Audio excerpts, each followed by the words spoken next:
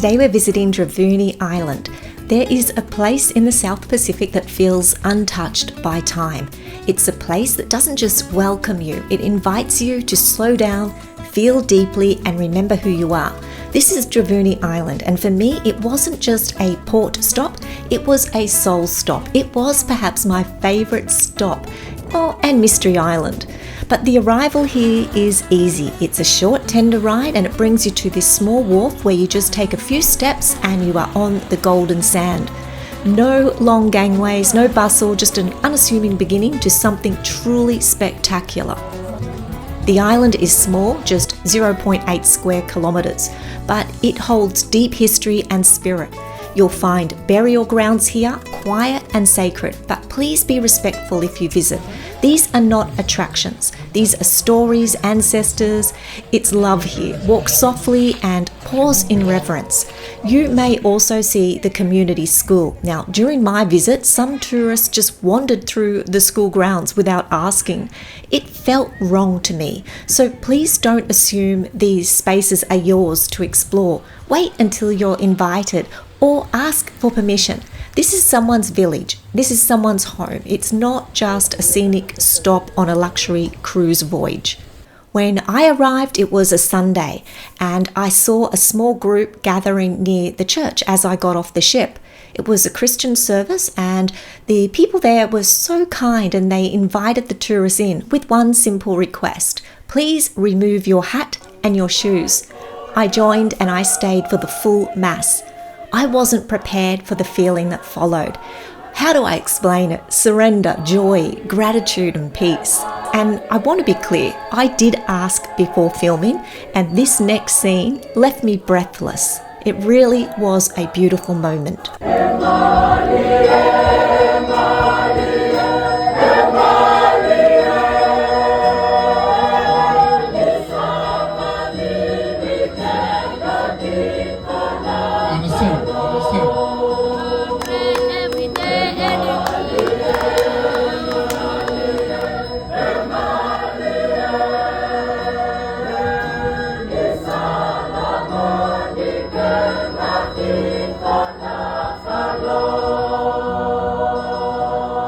If you're ever here on a Sunday and get the opportunity to visit this service, go, sit, listen, not as a spectator, but as a guest. Now, what stays with you long after you leave Dravuni Island isn't just the beauty of this place, it's the people.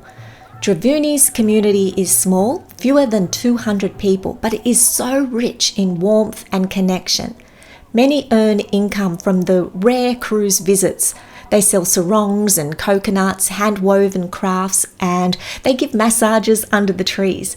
And that's where I met Sai. He was a kind man with a radiant smile, and he was selling fresh coconuts. We shared a chat, we had a laugh and a photo, and I promised him I'd return. So Sai, if you're watching this, Bula Vinaka, my friend. Joe says hello, and I'm working on keeping my promise to return. If you see Sai, please show him this video and say hello for me. Now, if you come to Dravuni, a great idea, which my cruise also organised, was a donation. School supplies, medical basics, books, non-perishable food.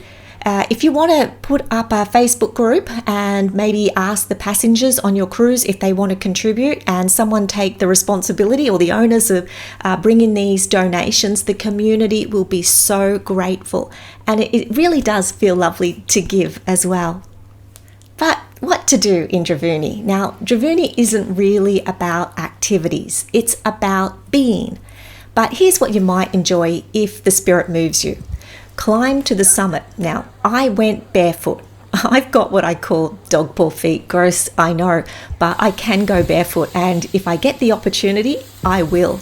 I got some curious looks going up the mountain, but walking barefoot connects me to the earth in a way nothing else does. The climb, I would say, is moderate. It's not too difficult for most, but it's not suitable if you have mobility issues, and the view at the top is spectacular. It's exhilarating, and there's a beautiful spot on the rock that you can sit, and there was quite a queue of people wanting to get the perfect shot on the rock. But Beauty in every direction from the top of the summit.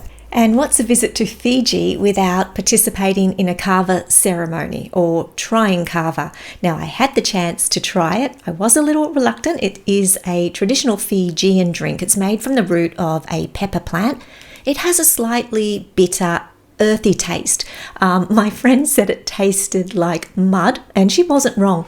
It gently numbs the tongue, but the feeling that follows is meant to be quite relaxing. I only had a sip, unlike the 5 bowls of kava that my friend had, but it's more than a drink. It's part of a ceremony of connection, of slowing down, and I was honoured to share in that moment, albeit briefly.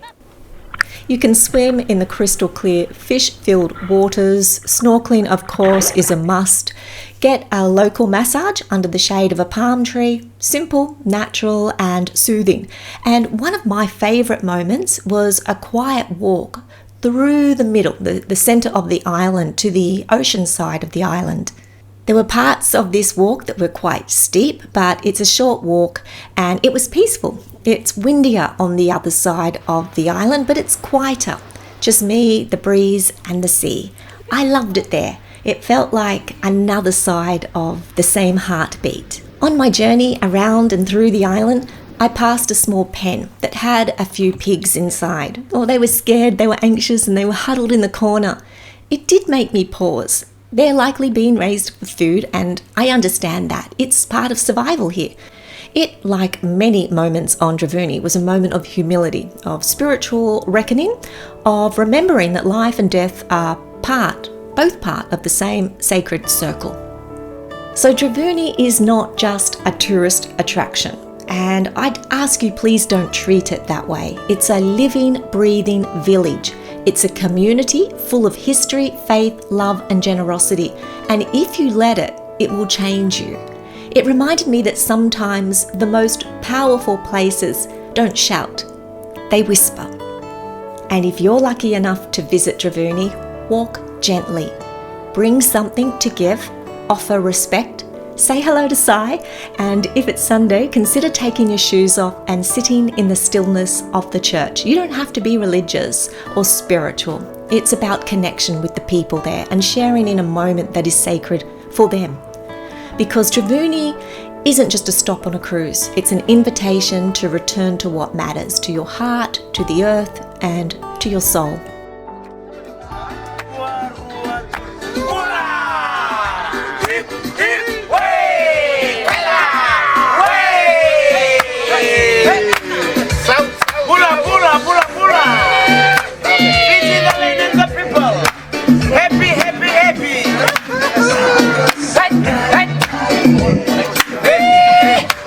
Hey!